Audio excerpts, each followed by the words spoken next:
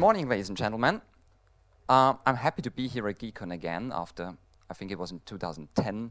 And back then I was talking about context and dependency injection for Java and @inject, and it was a completely brand new spec. Nobody knew about it.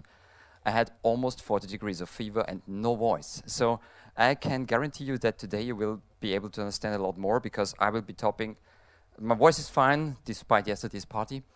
And the topic is also a little bit more approachable. It's about microservices, and I guess everybody have heard at least the term microservices and what it is about. So first, who am I? My name is Marc Struberg. I'm from Vienna. I'm an Apache Software Foundation member, being around in the open source world since 20 years or so. Have about 10,000 commits on various open source projects. I'm writing Java specifications, have been involved in CDI, @inject, interceptor specification, JSON-P, JSON-B, and I'm currently the spec lead together with Emily Chung from IBM for the configuration for Java JSR, which is JSR 382. And we will have an early draft out in the next few weeks. I'm also the main author of the microprofile configuration specification, and I implemented that stuff.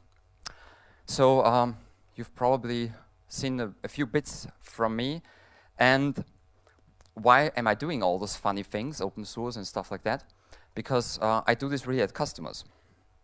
Because customers get me to fix their problems, because in some products they have bought, for example, WebSphere WebSphere 8 consists 70% of parts which I have touched in my Apache project. So naturally they get me on board to fix those problems, and I'm not to blame for the performance of those servers, but I know at least what's going on inside. So the side effect is I can fix those problems and contribute this back to the open source projects, and it's a lot of fun. And while doing that, I came across lots of microservices in the last few years. Let's say 7 out of 10 projects, new projects, existing projects for new customers I came to, are based on microservices, or at least that's the target direction they initially had. So they want to do microservices. And why is that? I guess Axel did an excellent talk before, and he already hinted to it. If you attended a conference over the last few years, if you read some Java article, then you might have read microservices is the future, you must go cloud native, you must go microservices, throw away all the stuff you did before, you did it wrong the last 30, 40 years. You have to do microservices, if not, you're gonna end up in hell and whatever. The question is this true? Is this just raving? So, and this is kind of what the current talk is about, or will be about, because I'm helping customers to get their problems done. And my definition of done, my personal definition of done, is if a project is running in production for at least 3 months and the users are happy, not the customers, the ones who pay me. My reference is really the users who have to work with that stuff. And, well, it's kind of different if you do some samples, if you do some kind of consultancy in the sense of going to some IT department, explaining how things work from a top level, doing some PowerPoint slides, versus running things in production. This is 100% different. No, that's not me. So, and as an old professor at the university of mine in the early 90s once said, and I didn't believe him back then, the moment when you go in production and you think you are ready, then you are at maximum at 20% of the effort you put into the stuff. Of course, because the rest of the 80% of money and time you invest is maintenance, is getting it really work. Because just shipping it the first time is just the beginning. Of course, except you design for throwing away. It's also okay, but you have to plan for this earlier. So there are projects which you do, and it's not a problem if you kind of replace it with some different solution afterwards. But most of the products and projects in the kind of middle-sized business world, let's say insurance companies, banking, pension funds, or whatever, their key is the data, and you can't throw away those applications because you have to keep the data around for 10, 20 years. So a lot of times the current microservice kind of hype appears to me as the old saying, if you have a hammer, every problem seems to be nail. And you probably know this, or all know this, and in Germany there's an even funnier proverb. I have to translate this. For every screw there is a hammer. And if you're a little bit of a Tim Taylor homeworker king and you understand a little bit of this, then you imagine a wooden board and a screw and a hammer, and it just doesn't fit right. Because your wooden board will get splintered, your screw will get noodled, and your fingers will end up being blue because you hit the fingers with the nail. What I like it to be is more use the right tool for the right job. That's what we want to do, at least in my opinion. So let's look, it's just, I want to get you into the mindset before really targeting microservices. Let's go back and look at the hypes from the past few years. And microservices, the hype is already declining. There's just a new hype around the corner, which is artificial intelligence and machine learning. Actually, this field is 50 years old, but it's totally hyped, and I have no idea why. It seems to be driven by a lot of conferences and magazines and so on. And every few years we have a new hype. So let's look at those hypes of the past, because we cannot judge artificial intelligence because we have to wait 5 years. And even before we go into microservices, let's look at a few hypes of the past. I want to start with cloud, because it works for Netflix. So it must work for everyone, right? So I'll give you an example, and Axel gave a few excellent points and hints before that. On some Christmas Eve or at the Hollywood Bowl, Netflix has about 10,000 or 1,000 times the traffic than on some random Tuesday morning under the year. So for them, cloud is a really perfect fit because they can just add 1,000 times the servers, and after Christmas is over, they just shut them down again. And they don't need to keep 10,000 spare servers around. So for them, it's also much cheaper to have this dynamic scaling. But if you go, for example, to an insurance company and they have 2,000 employees, which is not that smallish anymore, then you have the clerks entering the office at 7 o'clock on Monday, leaving the office at 5 o'clock in the afternoon, Monday to Friday, 52 weeks a year. You don't have any variance, at least not for your internal application. So it's the same traffic all over the year. Do you need dynamic scaling? I don't. So, and most of the times those companies have 1 or 2 servers, 2 servers mainly for system outage. So it's you have some load balancing, and just if one server crashes, you kind of fall over to the second one. But apart from that, we have 20,000 users serving 20,000 requests per minute, and the servers are idling at 20%. So it's just, we have just 2 nodes for failover reasons. And that's it. And they are really all the same traffic, so we would not need cloud, and you have other problems. So for some problems, it's a perfect fit, like the old 20/80 rules. For 20% of the problems, cloud is a perfect fit, and for 80%, I'd rather not suggest it. Maybe for other reasons, but not for this. So let's look at the next hype. Let's go a bit, what was the hype before cloud? NoSQL, I think. Back then, people said NoSQL will replace relational databases. Did you see this happen? No. Does this make NoSQL obsolete? Also not, because there are some use cases where it is a perfect fit. For example, if you're a telecom provider, a mobile operator, and you have to store away connection information or SMS, then you might have to store a few billion rows per day. So this adds up, and after 100 billion rows in a single table, or even with clustering and stuff like that, even Oracle doesn't scale that well anymore. So this would be a perfect way to use Apache Cassandra, for example, because there's no problem, you can drop thousands of billions of rows into Cassandra. Perfect solution for NoSQL. But it didn't replace relational databases because they have a different target. So it's also the old 20/80 rule. And you used NoSQL today already. Most of you don't even are aware of it. The DNS. The domain name system is basically a big NoSQL storage distributed all over the world. LDAP, Active Directory, those are kind of NoSQL applications, but we don't even see them. So they are a perfect tool in our toolbox for certain problems. A total miss for other problems.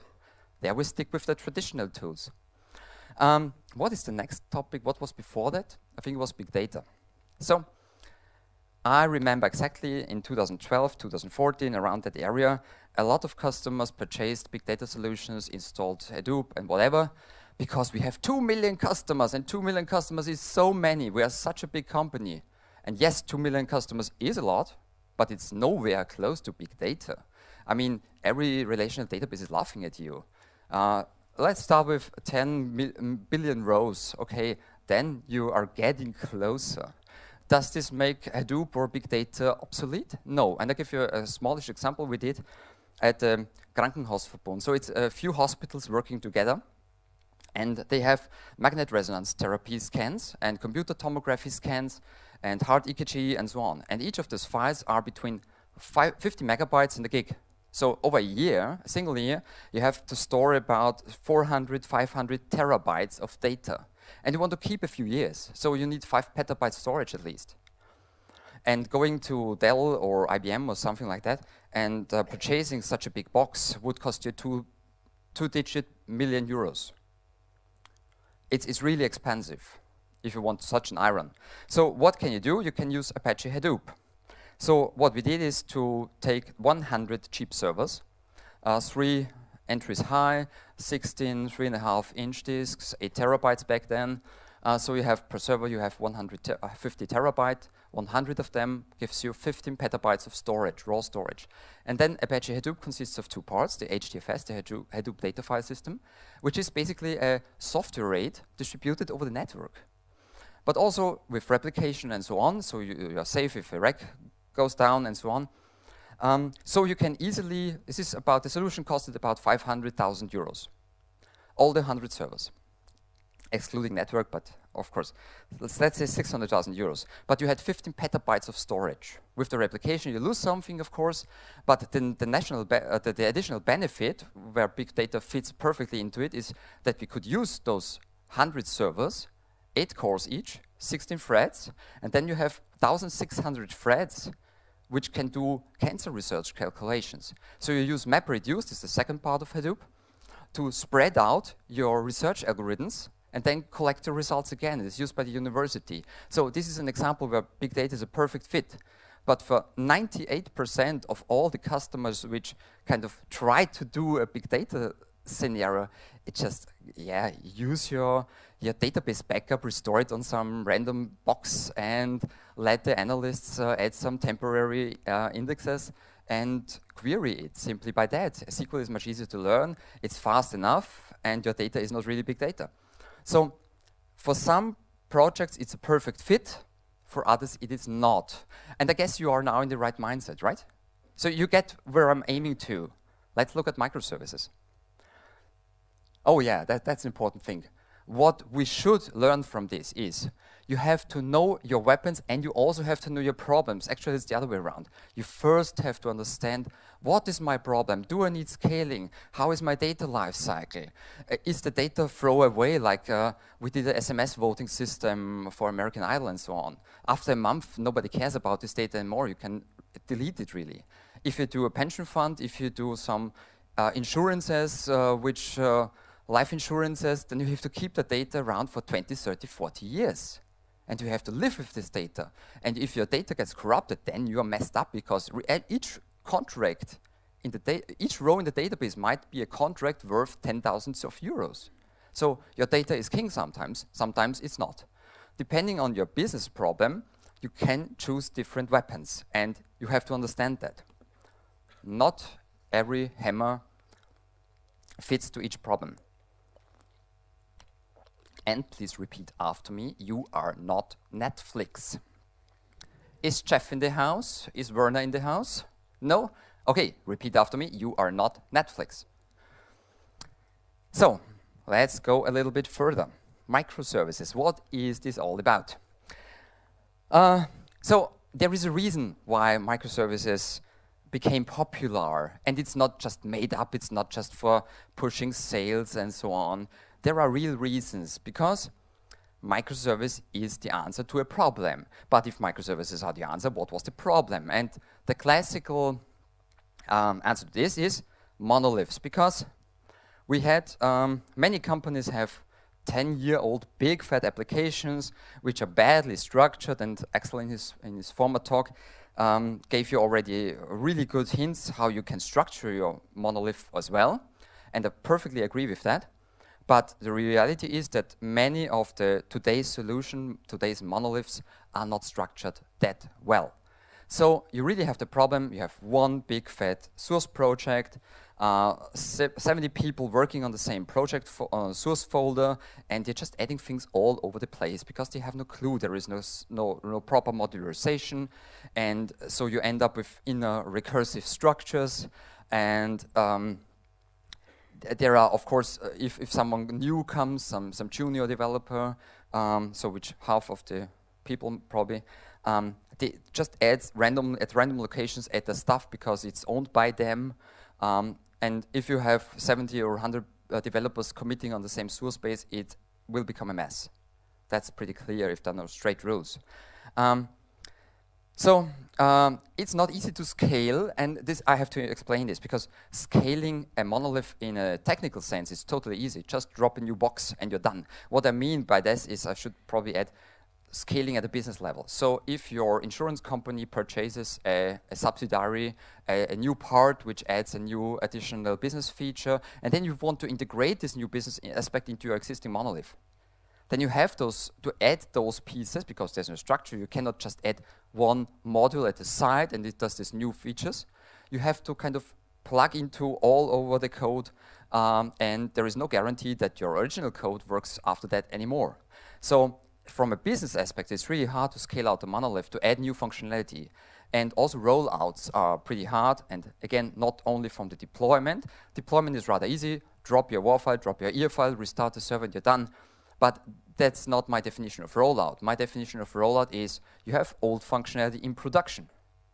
You want to have the new functionality in production plus the additional new features. So you have to guarantee that all the old stuff runs again. And the problem is, by just fixing a small bug over there, you can lose your leg down in the left corner.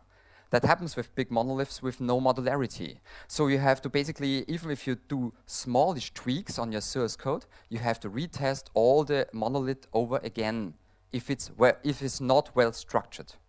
That's the point. There is a way to really well structure monoliths, but in most oldish applications, this is just not happening.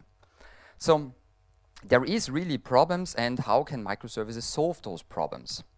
Let's look at how the term microservice is defined. Well, first of all, there is no definition.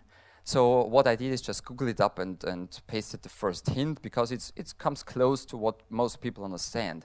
And essentially, microservice architecture, so we are talking about an architectural style, is a method of developing software applications. So the goal is to have the final solution should be one application. Different microservices, but overall one application, as a suite of independently deployable small modular services. So independent, different JVMs and so on, in which each runs a unique process and communicates through a well-defined lightweight mechanism. So different JVMs, different boxes, whatever, communicating over the network by a lightweight mechanism. What does it mean, lightweight? SOAP, Hessian, Chuck's RPC, gRPC, REST. Well, yesterday I had a good discussion, I perfectly agree. Most of the people say they do REST. What they do in reality is JSON over HTTP, but a completely imperative style, not a resource-oriented style. So let's stick with HTTP plus JSON to serve a business goal. So again, the goal is to have one biggish application from a business aspect, but split into multiple microservices which run on their unique processes and communicate over the network somehow. And lightweight mechanism could be HTTP, could even be messaging, like Apache Kafka is a common solution. But then you're, from an architectural point, if you use Kafka in a microservice world, then you're very close to being an enterprise service bus oriented architecture again, because you have one thing in the middle which does all the routing. So Let's look at the single parts of this definition. How big is a microservice? Sorry. So microservices, the name cries for it, should be micro. This indicates something very small. But what does small mean? How do we count small? In the number of classes, in the number of database tables, in the size of the deployable? What's your approach? I mean, we today heard Eric Evans' book of domain-driven design, and it's a great book. It gives great rules, but you have to define the layers on which you cut still yourself. So one thing to measure smallness or to find the right size, especially of finding the right size for a microservice. And domain-driven design is a good thing, but it's still, you have to think for yourself. What is that domain? Is it the room you work in with your 4 colleagues? Is it the 5 rooms of your team? Is it the whole IT department, a domain? So, or is it the whole subsidiary of Poland or in Austria or whatever, of a global concern? A global company. So what is the domain? You have to define this for yourself. And it's not easy. It's the hardest part for modularizing a monolith, and it's the hardest part for modularizing a microservice. And for microservices, it's even harder because you have to get it right from the beginning. Otherwise, you're messed up. You can throw away your whole microservice architecture stuff and have to kind of restart from scratch. What is easier to count is number of classes or size. So let's look at the classical microservices. Most of the times today it's a Spring Boot application because it's totally easy to get started and Spring really got this right. It's like, I compare this to Microsoft Access. It's totally right, or Visual Basic. It's totally right to start an application, to create something, and you just go on the page, click what features you want, generate a Maven POM, create it and compile it. And then you end up with 70 or 80 megabytes of jar. Which is, in my opinion, not that smallish. Then you go into production, you keep it some month running, then you figure, like yesterday, oh, there is a security bug in there in OAuth, so you have to upgrade this SCG, Spring Security version. Then you figure, oh, the Spring Security version, where this bug is fixed, is not compatible anymore with Spring Core. Then you update Spring Core, and then Spring MVC is not working anymore. So in practice, this is like kind of a bumping air, like a bumping drain. And if you search for a solution on the internet, Google it, and Stack Overflow, then you find a Stack Overflow entry with a few hundred upvotes where it is explained that you should get and add a parent POM in your own Maven project, which points to the Spring Boot the Spring Boot root project, because there every version is perfectly defined in a way that it fits together. And this works. The downside is that this parent POM also pulls in tons of dependency you would never use. And so your microservice is then 125 megabytes of size. I wouldn't consider this micro. And I explain this explicitly because, you know, back in 2012, when Java Enterprise 6 were quite a pretty success, magazines wrote, Spring is dead. And this was completely bollocks back then. And last year or 2 years ago, the Spring guys were raving up, Spring Boot is so great, Java Enterprise is dead. And the articles picked this up and so on. And it's bollocks as well. Because if you have 20 people knowing .NET, then I would never suggest to them switch to Java, because this knowledge they have is so much more worth than just a few % more performance. And the same is true back then. If you have 20 people knowing Spring, stick with Spring. If you have 20 people knowing Java Enterprise, stick with Java Enterprise. The old story that Java Enterprise is so fat, gigabytes of disk and RAM, isn't just true anymore. Wildfly has about 120 megabytes, Glassfish around the same. Apache Tommy has 35 megabytes, and it's a full enterprise server. The full profile has 45 megabytes. And you can also go and use Apache Microwave, which is a Java Enterprise 8 compatible server, which just consists of the core technologies. This is CDI 2.0, Java Enterprise 8 level, CXF 3.2, Tomcat 9, HTTP 4, HTTP 2 Servlet 4 specification, Log4j, Johnson for JSONP and JSON binding, all in 9 megabytes. This includes Tomcat already. And you can do a bundle with just a Maven plugin, Maven microwave bundle, or make a Maven microwave bake, and you get a single jar out of it, and it runs perfectly fine and blazingly fast. So, well, if this is what I call a microservice, because including your own application, you are about 10 megabytes. So, let's look at the next bullet point on this definition. Independent services. So the idea is you have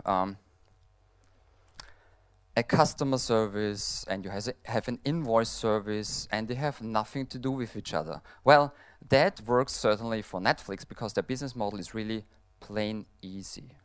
Really, most business applications I've seen in banks, in insurance companies, in medical systems are 100 times more complicated than the business model of Netflix. Netflix has exactly one business model.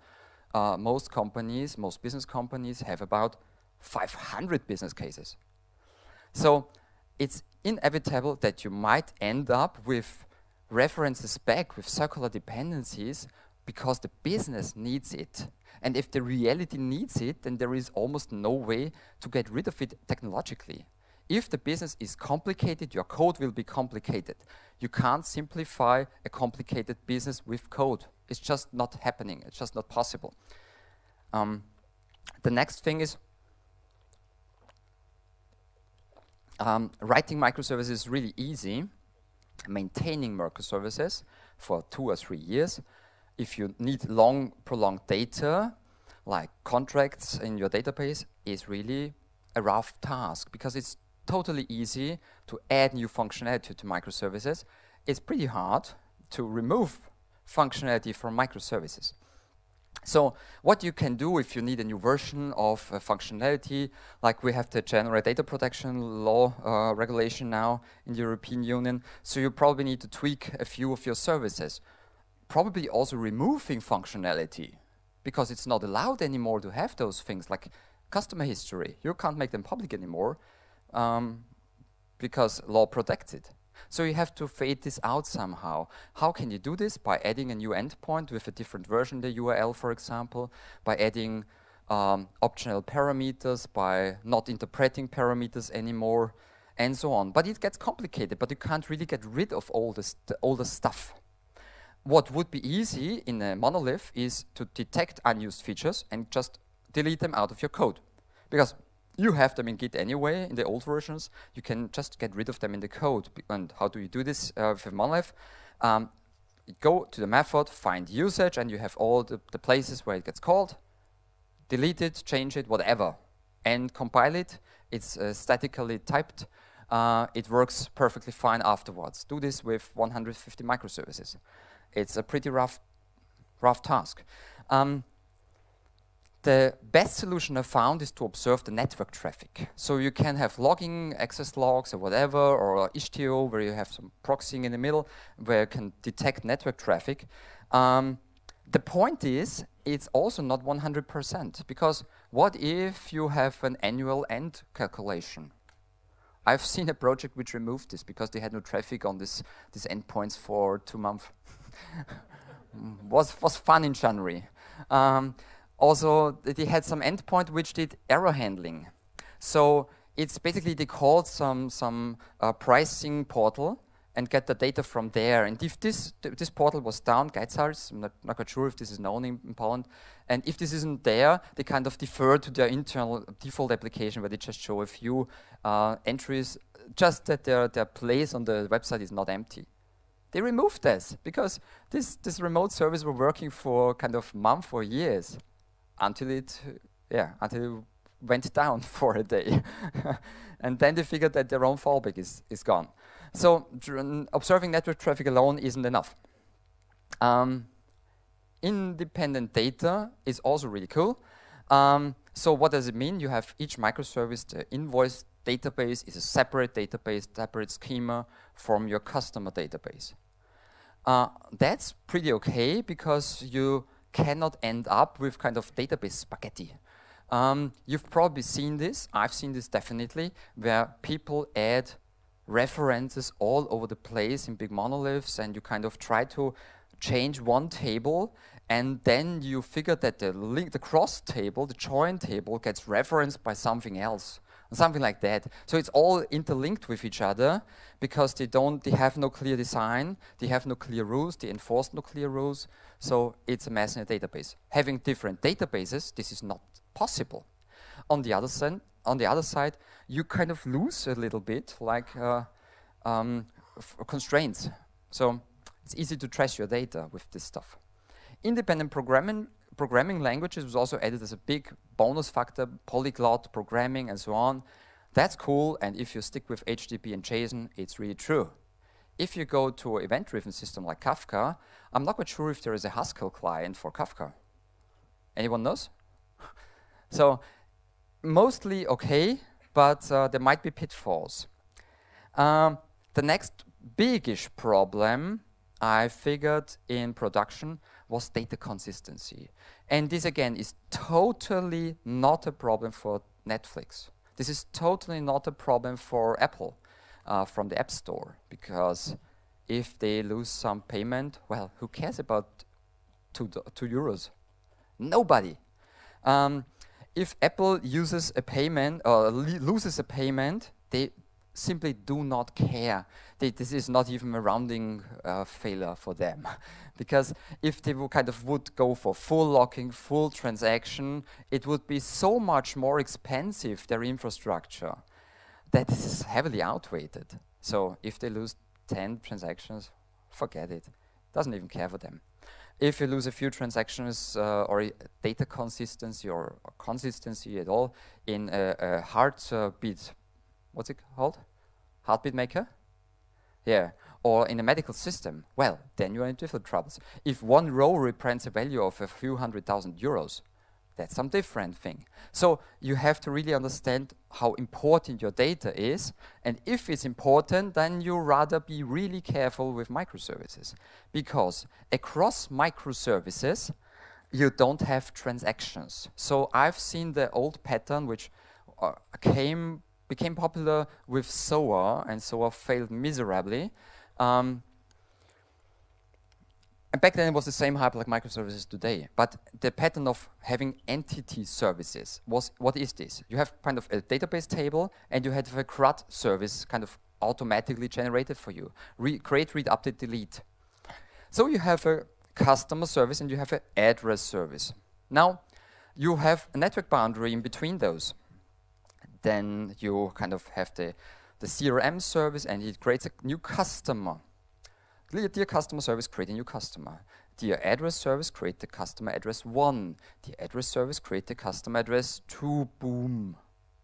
You end up with inconsistent data in your database. Understood? There is no transaction in between this.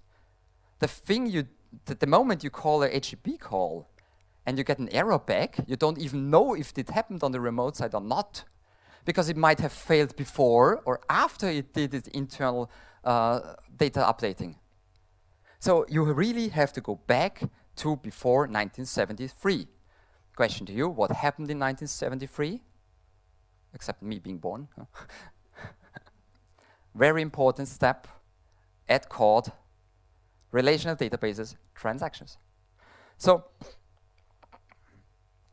let's go back to the case customer service, address service. If you would have a classic Spring or Java Enterprise application where you have a transactional interceptor in place. So kind of you say, create this CRM, create a new customer. And then you kind of enter the method, you have an interceptor around this, and the top layer, or on every layer, it looks, if there is a transaction open, I do nothing. If there is no transaction open, I create a new transaction for you. I open the transaction. And then you can nest all those calls and do create customer, create address 2, create address 2, address 3, or what else. And then you kind of go back to the call stack, go back up, and on the layer where the transaction got opened, you either commit this stuff, or you have a try finally block, and a catch block. If some exception did happen, you're gonna roll back all that stuff. So in the worst case, if someone forgets the error handling, if someone messes up the code, what will happen? Your users will be pissed because they have some error message on the screen. But your data is consistent. Your data is not messed up. And depending on your use case, this is so much more important than having a user complain to you on the phone. Okay, you can fix that. Try to fix broken data 10 months afterwards because you don't figured that it was broken. It's almost impossible. And there it goes, probably is about 10 billion euros. So, and also error handling is one of the things most people just don't manage to do. This is my personal experience with working with people, because I not only get those things done in production, I also come back to those teams a half year later, review what they did, and help them kind of bring them back on track again, give them feedback. And a lot of times they just didn't get error management right. Because if you do microservices, you kind of have to remind yourself how it was before 1973. How can you do that? You have to kind of store away every step and make it persistent. So if you create a customer, you have to store it away. I created the customer. And in those old banking applications, you always had two fields, the status and the sub-status. The status said, I created the customer. Status number 2 is, I created the address. And then sub-status is how many of those types you did create. 1 address, 2 address. And if you know you are stuck with address 1, and that's it, then you can kind of pick it up later with an asynchronous task. In previous times, it was done via batches. That's the reason why all these old applications have those mass of batches. And with microservices, you kind of back to those things. And you have to kind of, in a nightly run, you have to kind of pick up all those stale and broken data and kind of continue the processing, try it again, and so on. Because maybe some remote system was down and it's now up again, and now it magically works. And if you try this for 3 times, you kind of set this row for error, and it has to kind of pick it up manually. We are back to those times. And the other thing is, if you're into C programming, if you used C programming in the 80s, then you probably remember you did 1 line of function call to some business method, and then you had 20 lines of error handling. You remember this? Welcome back to those times, because the errors are not automatically handled anymore if you leave your boundaries. Of course, inside your microservices, you still have transactions. But once you do a remote call, 1 single remote call, you have to kind of store this status anymore. Otherwise, if you do a rollback in your microservice completely, then you think that customer didn't even get touched. You try to create the customer again. Okay, it's not there in our own database, but the address 1 is already added, and it doesn't have any foreign key relationship. So I have to really be careful. The ratio and the error handling in microservices is a nightmare. And most of the people just don't get this right. So we are back in domain-driven design and boundaries. Rather cut your microservices a bit more largish, not too fine-grained. So if anybody insists of using entity services, run like hell. They didn't understand anything they do. I'm Viennese, I'm a bit grumpy, I'm a bit, a pessimist is the realistic optimist. So, what the other thing you could do is do compensations and eventual consistency. Eventual consistency is basically what I said. You have to store away all your sub-status, and then you pick it up later that eventually you make it right. If not, then, well, that's what happens most of the time. This eventually most of the times doesn't happen. Compensations is something from SOA. So a few patterns from SOA are left and are really great. And my personal prediction is microservices might not be used that much in the future, but a few patterns will stick, will remain, and will be really good tools in our tool park. Compensations is from microservices. What does this mean? If you kind of send out a letter to some insurance person, say, I'm sorry that your husband died, you now pay 200 euros less. And this wife picks up the letter and says, my husband is out in the garden. So what happened? The clerk just answered the wrong insurance number and sent the letter to the wrong person. So the only thing you can do is just to send a mail afterwards, a letter afterwards, say, oh, we are sorry, it didn't happen, we just did a failure in the processing. You create a compensation action. And then you can say, oh, but we're sorry for this obstacle, and we reward you, and you will pay 500 euros less next year, and we are sorry again for this. So this is a compensation action. And the thing is, you have to be careful, you have to upfront know all the error cases which might happen, and then have compensations for them. Handwritten, okay? You can imagine how kind of rocky this is. It's not as easy as just doing nothing, letting the exception throw out, and relying on the rollback. So, persistent messages is cool, but probably won't have that much time anymore. It's just a few slides. This talk is 2 hours at the university, and I just talked about a very few details. So Netflix does this all? Of course not. They have no transactions. You are their transactions. You are their retry mechanism. If a movie doesn't start, what will happen? You will click play again. And if it still doesn't work, you will go fetch a beer or whatever, come back 5 minutes later and try to press play again. And if not, then you will go to bed early this day. So it's not really a problem. There is no life hanging on this. There is not a huge amount of money depending on these things.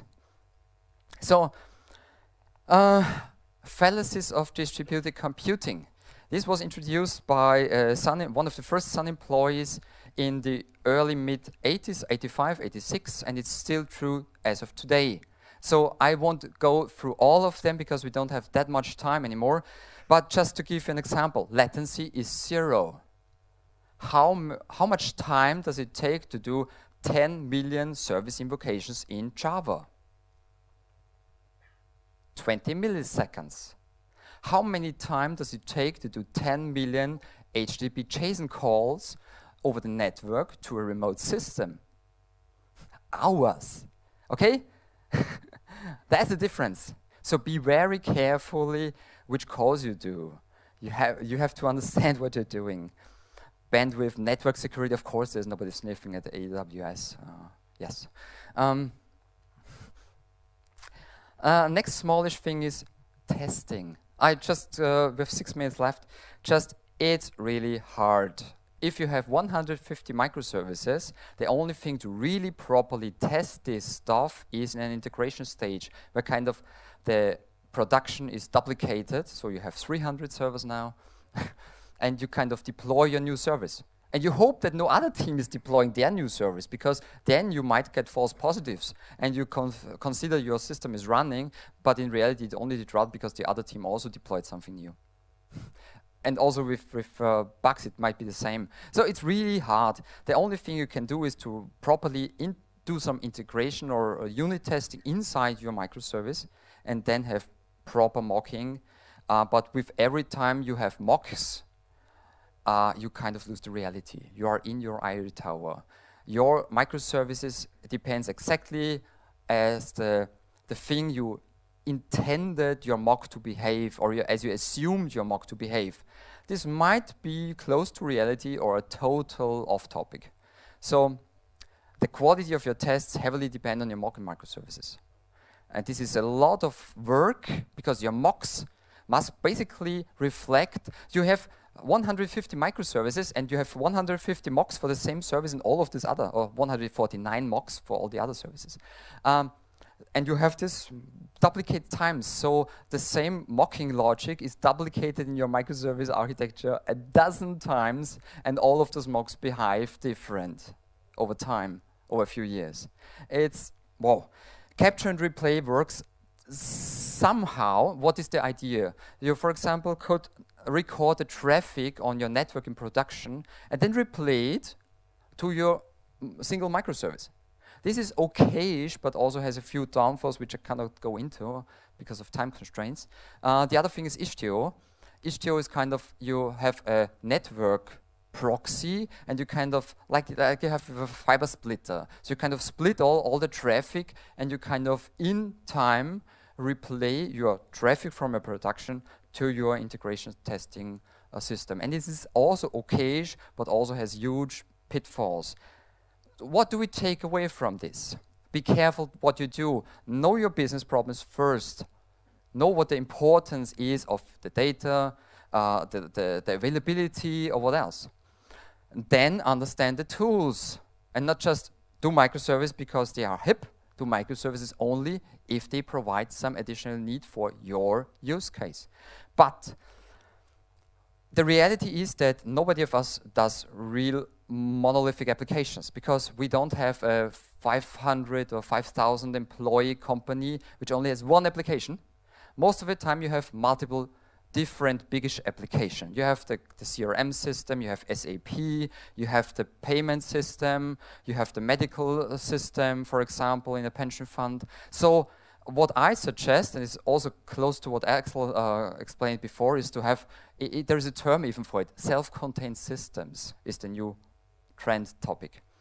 And what I suggest to you is that you kind of build large-ish microservices or smallish applications which follow a big domain, as a rather bigly cut, and they talk to each other over the network again, like microservices. So I give you an example, and then if you leave your single JVM, your single box, then you have exactly the same problems in a monolith than you had in microservices, but way less often, because most of the times you stay in your system.